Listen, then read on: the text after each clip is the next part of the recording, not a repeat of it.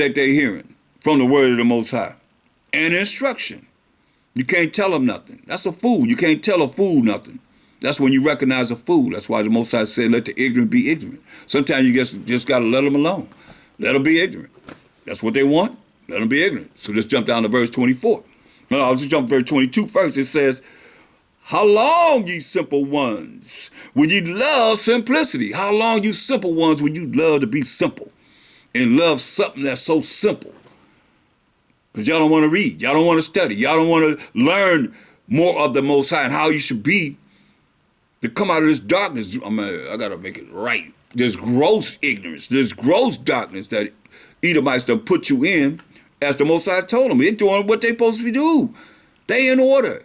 We out of order because we trying to be somebody in this kingdom of wickedness and evil. That's why he said, how long, ye simple ones, will ye love simplicity? And the scorners, those that go against this, delight in their scorning.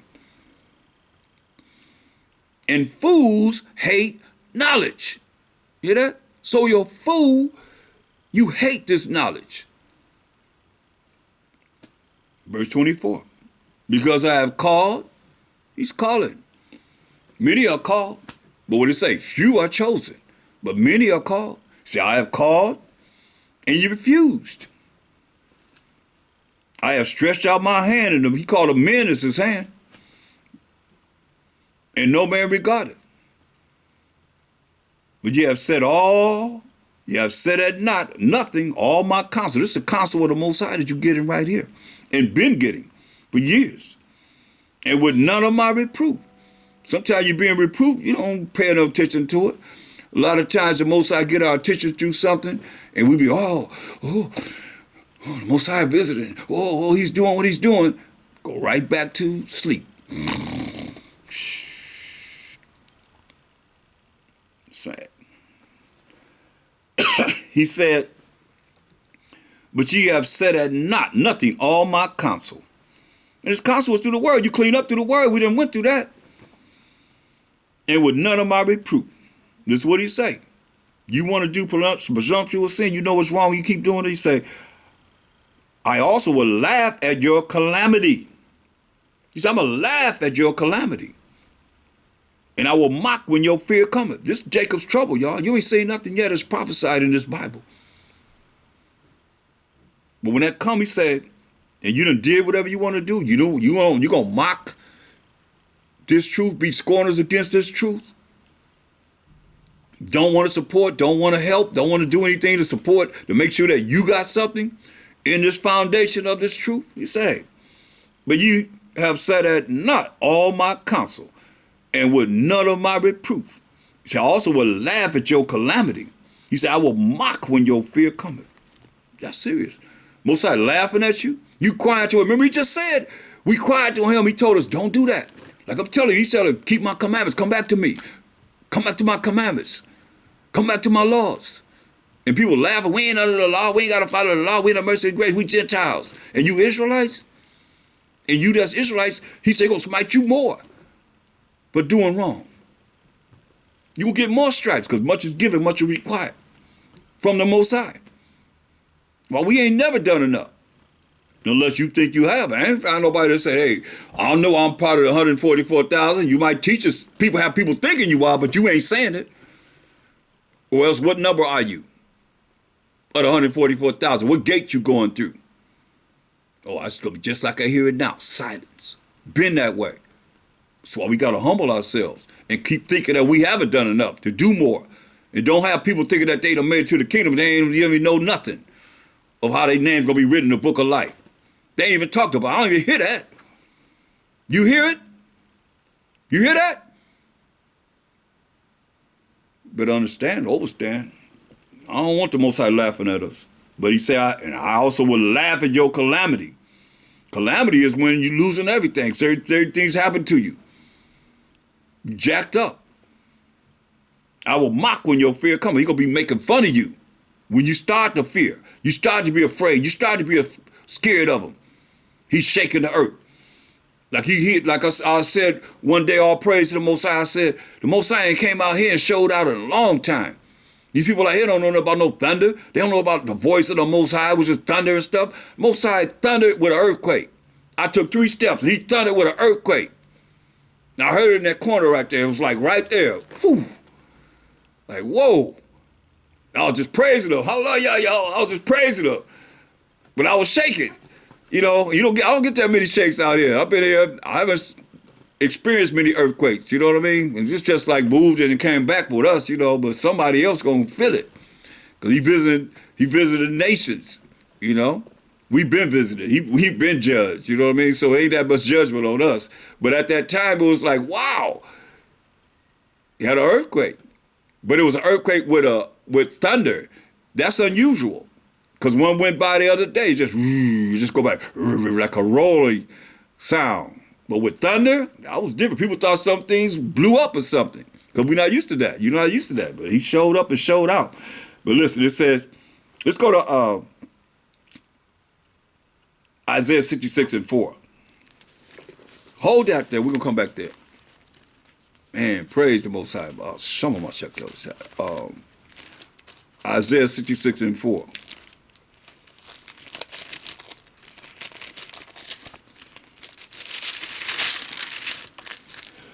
I also will choose their delusions and will bring their fears upon them. You hear that? Because when I spake, like he's speaking now through his word, whether you want to hear or forbear. When I spake, they did not hear. But they did evil before mine eyes. They allowed them evil spirits that's in them, and them demons that's in them, to do what they're going to do before the Most High's eyes. Remember, I told you the Most High's eyes are 10,000 times brighter than the sun, beholding all the ways of men and the secret things. But they did evil before mine eyes, and chose that in which I delighted not. You better hear what he's saying.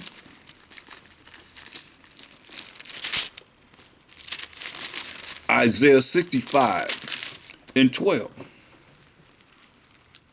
Therefore will I number you to the sword. Therefore, the Most High said, will I number you to the sword, and ye shall all bow down to the slaughter. Because when he called, you did not answer. You didn't pay him no attention. When you have men in these last days bringing you the unadulterated truth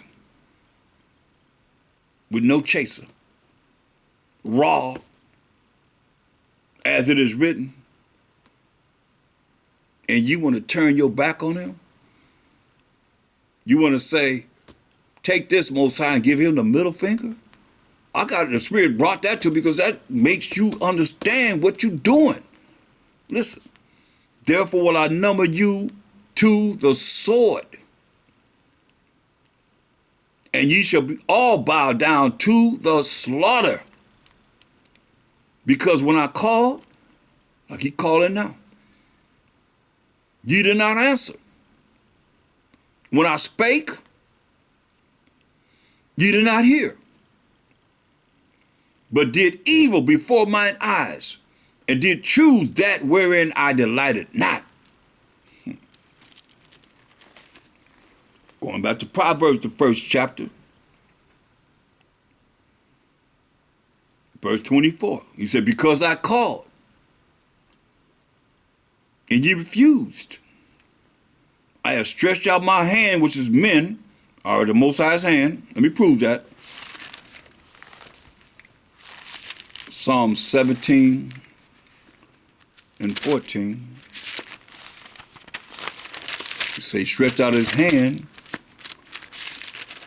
Psalm 17:14. From men which are thy hand, O Most High. You see? From men of the world of Israel. Right? So he said he stretched out his hand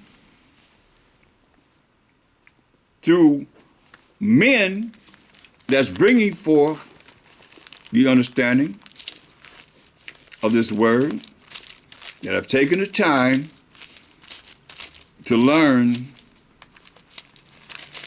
what this Bible is talking about, to bring you the understanding of this Bible.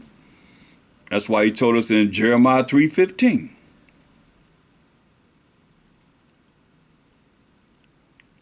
And I will give you pastors according to mine heart, according to the mind of the Most High, which shall feed you with knowledge and understanding.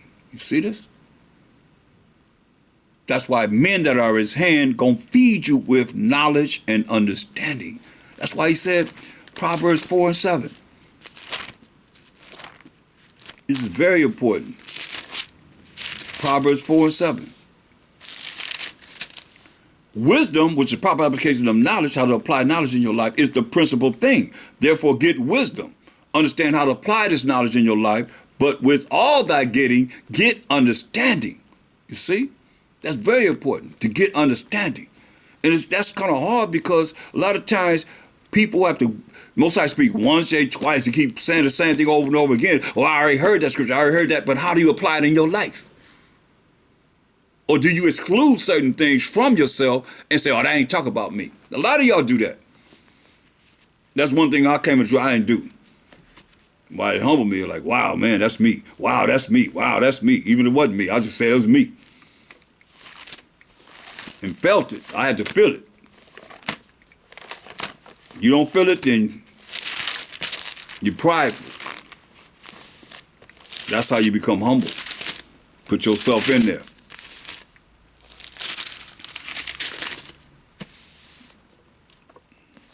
Let's go to Deuteronomy 21, 21st chapter, verse 18. Check this out.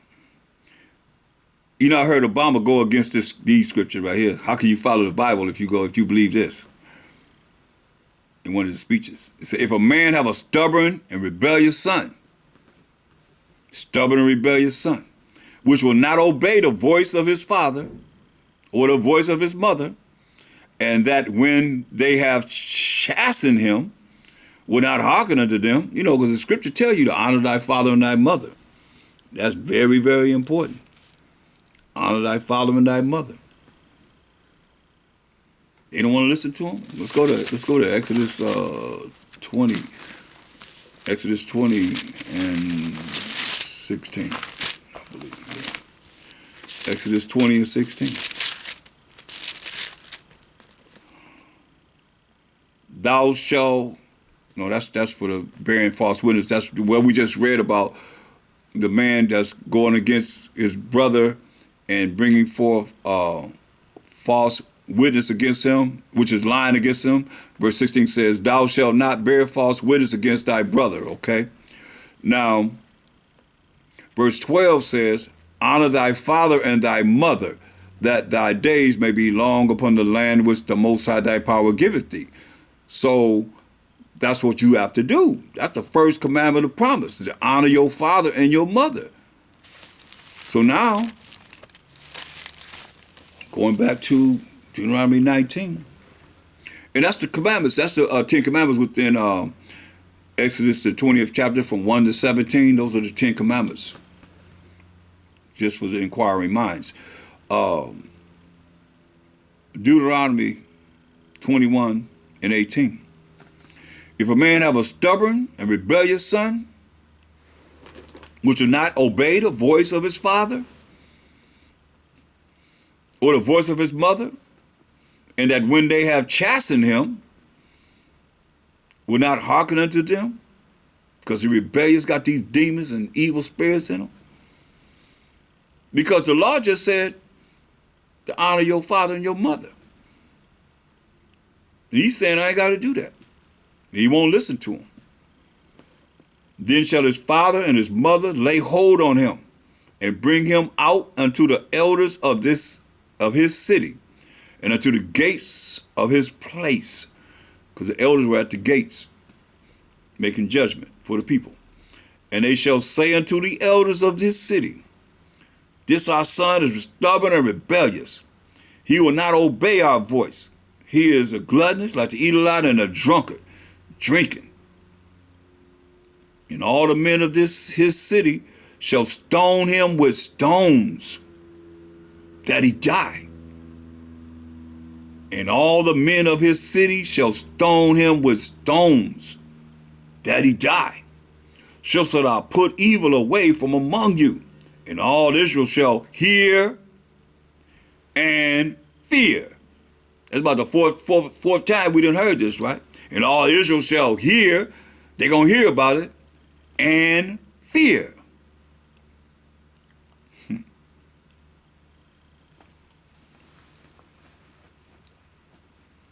Understand, overstand this. Deuteronomy 22.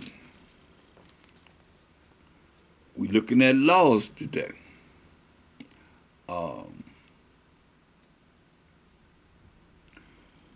These are laws against sexual immorality.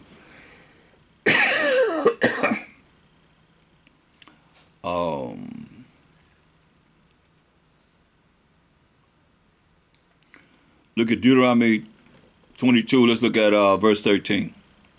If any man take a wife and go in unto her, have sexual intercourse, and hate her, and give her occasion of speech against her, and bring up an evil name upon her, talking about her, and say, I took this woman, and when I came to her, I found her not a maid.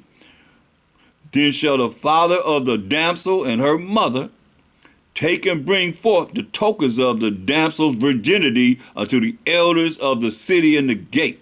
Say take, because you know they had what they call a cloth that the woman would lay on, or the young female would lay on of marital age.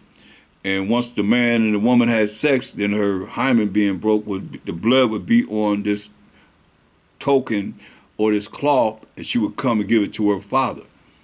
Then shall the father of the damsel and her mother take and bring forth the tokens of the damsel's virginity unto the elders of the city and the gate. And the damsel's father shall say unto the elders, I gave my daughter unto this man to wife, and he hated her. And lo, he hath given occasion of speech against her. He talking about her to everybody, saying, I found not thy daughter a maid. And yet these are the tokens of my daughter's virginity. And they shall spread the cloth before the elders of the city. Gonna spread this cloth with her blood on this cloth before the elders of the city. This wicked cat then spoke evil against him, talking about her. And the elders of that city shall take that man and chastise him. And they shall immense him in 100 shekels of silver, and give them unto the father of the damsel, because he hath brought up an evil name upon a virgin of Israel, and she shall be his wife. He may not put her away all his days. See, most I hate separation. But it's a condition. If this thing be true, and the tokens of virginity be not found for the damsel, then they shall bring out the damsel to the door of her father's house, and the men of her city shall stone her with stones, that she die. That's pretty deep, y'all. Because the man usually got beat with 39 stripes. That's 40 minus 1, less 1, which is 39 stripes. But he said a damsel, they're going to put her to death. Then they shall bring out the damsel to the door of her father's house. If it's not true, if it is true, what the man said against her, they're going to bring her out to the door of her father's house, and the men of her city shall stone her with stones, that she die, because she have wrought folly in Israel, to play the